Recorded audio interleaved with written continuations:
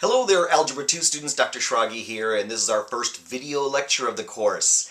Alright, we're going to be working hard to kind of come up with some plans as to how all of this class should work in the future, but for today, as it happens, we're kind of doing a transitional kind of assignment that's sort of partly getting ready for AccuPlacer, and it's partly just sort of reviewing some of the basics, and making sure that we're all on the same page about this working with polynomials thing.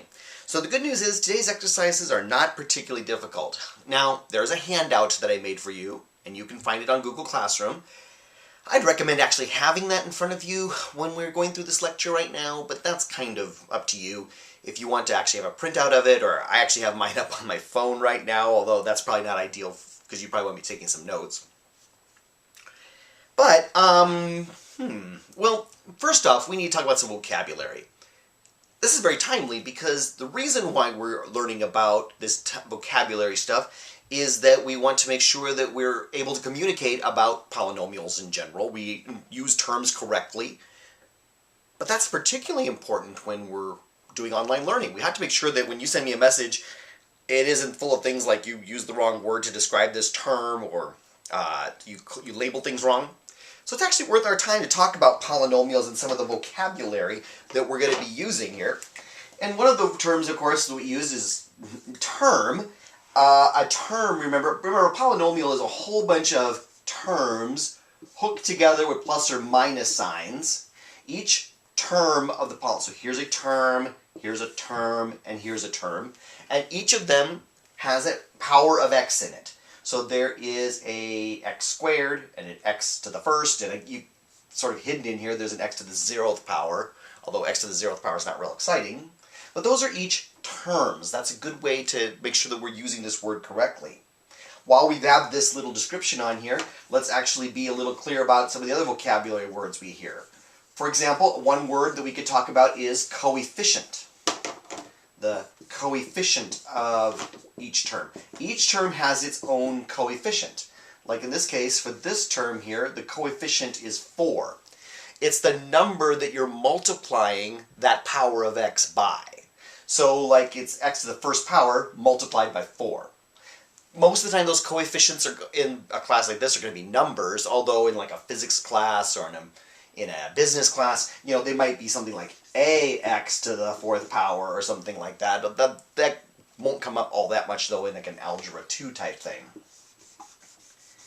Another important term that we use vocabulary word that we use when we're describing polynomials is the degree of the polynomial. The degree of the polynomial is the highest exponent you find in there on the x's.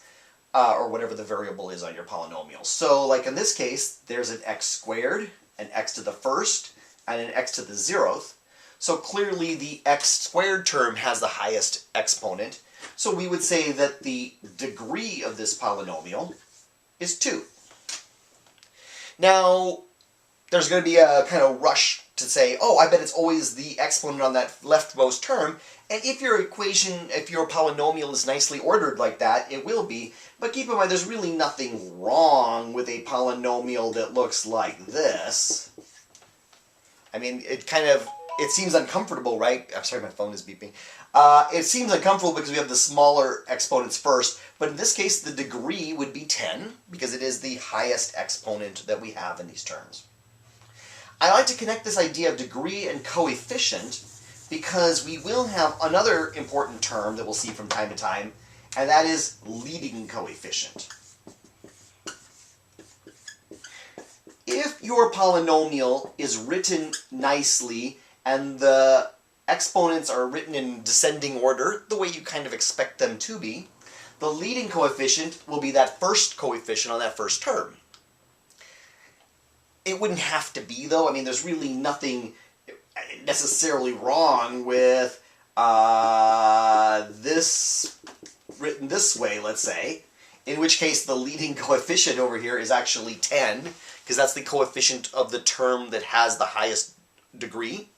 I agree it looks messy. That doesn't seem like something we would really do, but it happens, well, when you're doing math, they aren't always just in the nice order the way they're supposed to be. Another important term that we're going to have when we are a vocabulary word when we are, let me do this again. Another important vocabulary term that we're going to have is constant. Now, the word constant can mean lots of different things in math. In the case of polynomials, what we mean when we say the constant is the term back here that doesn't have an x, or sometimes once in a while they'll have written the x to the 0th power, although that's pretty boring. So in this case, the constant of this polynomial is -7. In that polynomial, the constant is -31. In this polynomial, it's +17. Right? It's the constant in this in the context of talking about polynomials. The constant is the term that doesn't have any it has an implied x to the 0th power in it. All right. So far we have quite a bit of vocabulary that we could be using to describe polynomials, and the homework set that I'm going to give you tests to make sure that you know how to use these terms correctly and so on. Now, this word polynomial, as several people pointed out in class the other day, the poly part means many, but many can be one. Right? That's a perfectly good polynomial, a fairly boring polynomial as it goes. We actually, when there only is one term in the polynomial, it implies that there's like 0 times x to the first plus 0 times x to the 0th. It's just kind of boring. But when there's really just one term in it like that, we use the word monomial to describe it. I'll be honest, the word monomial doesn't come up that often in math. But it would technically be correct that this is a monomial in this case. All right.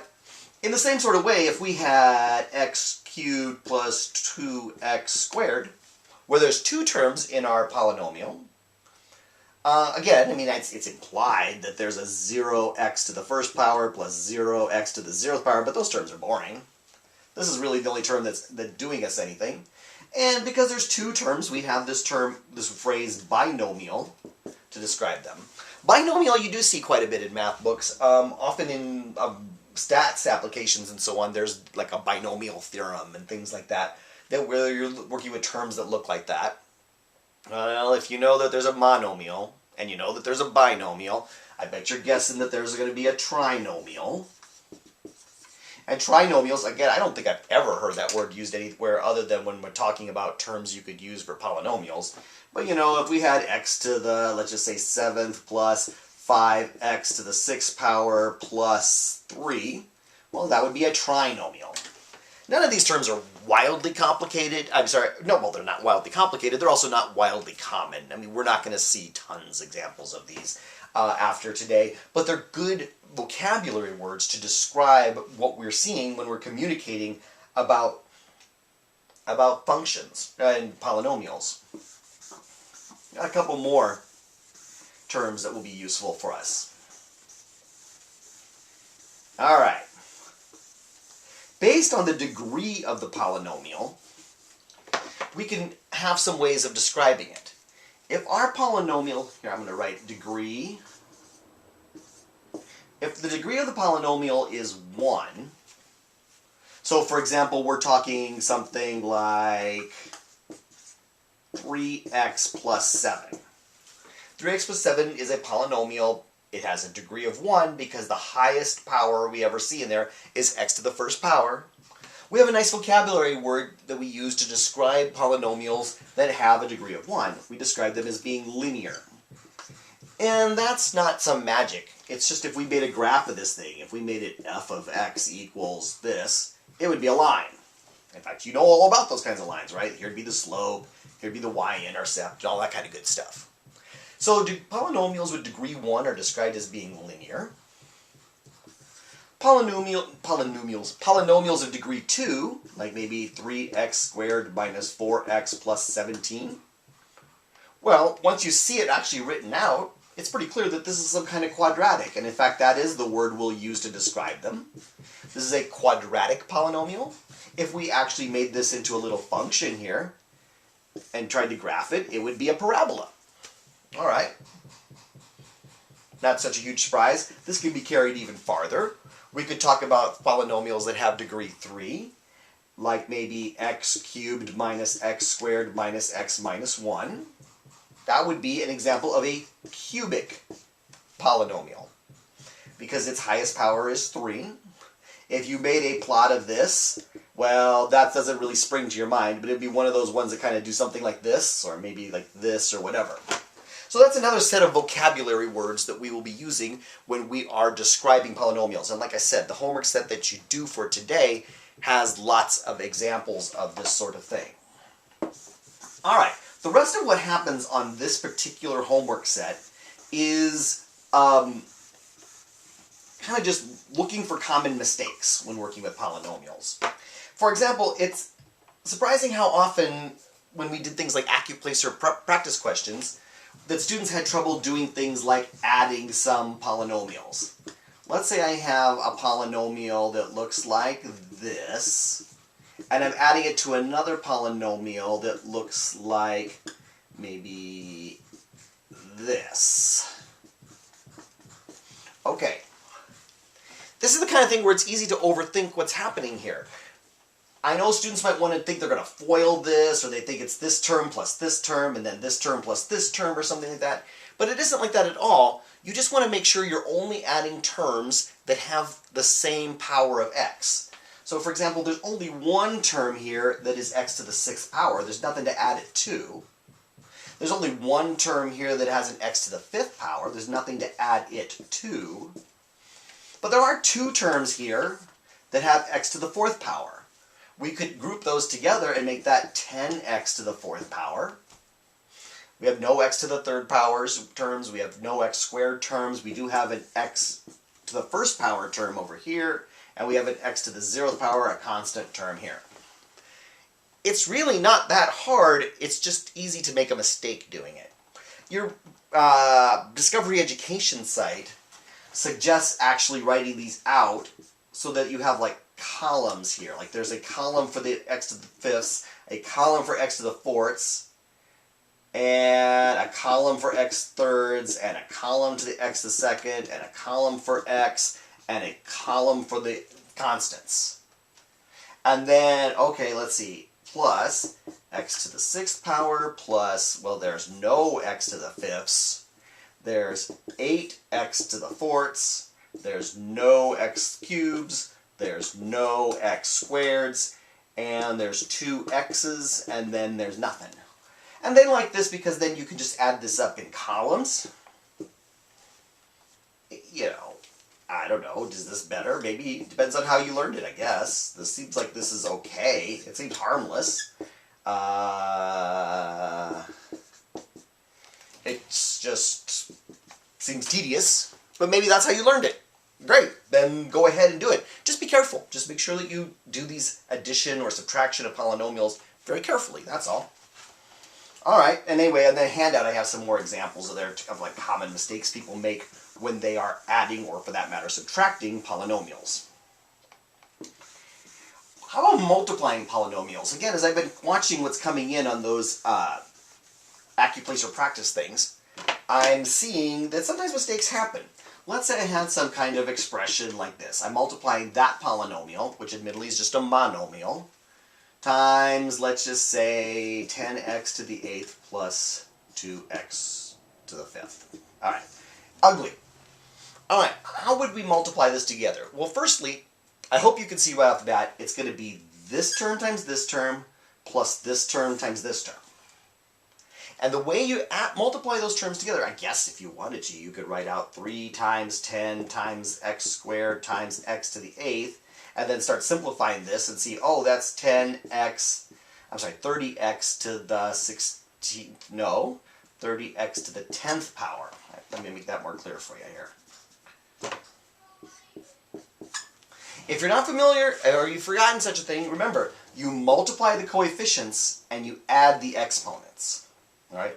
X squared times x to the 8th is x to the 10th. You add the exponents. So this first term will be 30x to the 10th power, and that second term will be we multiply the coefficients and we add the exponents. And that would be our answer. I've seen a handful of mistakes on problems that involve things like that from from AccuPlacer prep questions. But I think that's the kind of thing that we can get under control and also be making forward progress in the polynomials chapter. So I think we're good so far. All right. Students generally like it if we're talking about FOIL. Like if we had a polynomial times another polynomial.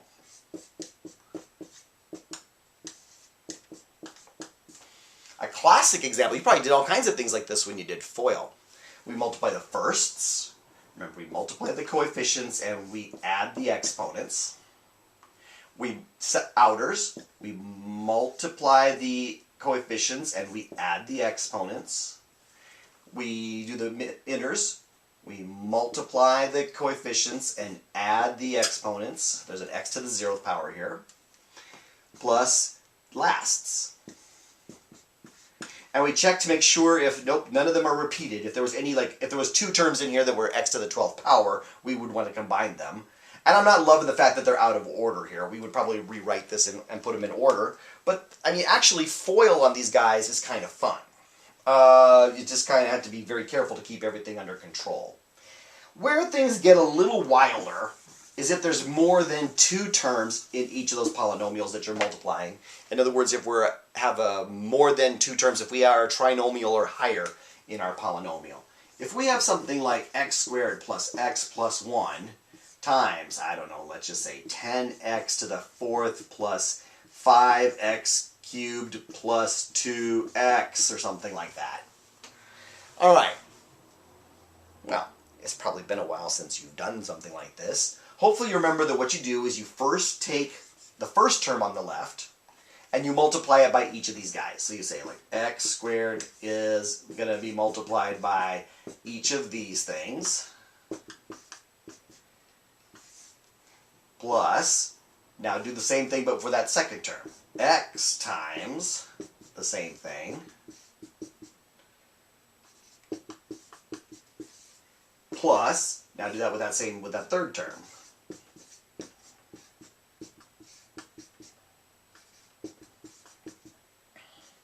And now, of course, you got to do this times this, plus this times this, plus this times this, plus this times this, plus this times this, plus this times this, plus this times this, plus this times this, plus this times this. It's not going to be fun.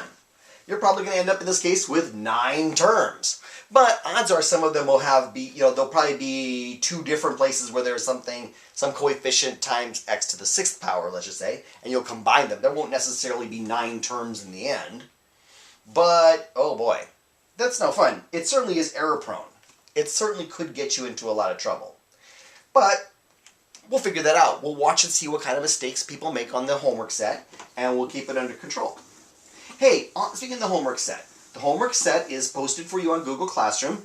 There's nothing on paper this time. It's a Google form that you're filling out. There's something like 18 to 20 questions, something like that. A lot of them are really fast and easy. A lot of them, frankly, I'm more worried about you making careless mistakes. I'm kind of more assessing in part, like, you know, tendency to precision and stuff like that. The last problem is a story problem, which is a little bit difficult. In the problem, there is a cubical shipping container, and each side of the cube is x feet long. And then it describes another shipping container whose length is like, it's 5 feet shorter in this direction, it's 2 feet shorter in this direction, and it's 4 feet shorter in that direction, or something like that. It can be easy to not understand that that just means, like, if it's 5 feet shorter in this direction, then it's x minus 5 feet in this direction.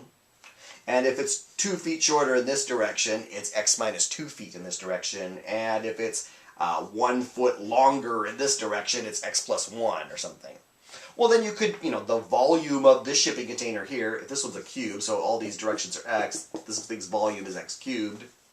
Whereas this one, it would be x plus 1, x minus 5, x minus 2 for its volume. And then it asks you some questions about it that are kind of related actually to what we did on the last lecture before the test, too. Because, like I said, this is kind of an assignment that is about transitions. All right. You have everything that you need in order to make it through this first assignment with a video lecture. You only have, like I said, it's little 18 or type 20 questions. Frankly, some of them are very easy, but I want to it's useful for me to see where the mistakes are happening. All right, if you have any questions about this, you can always contact me or by email or text or whatever, and let me know if you have any questions.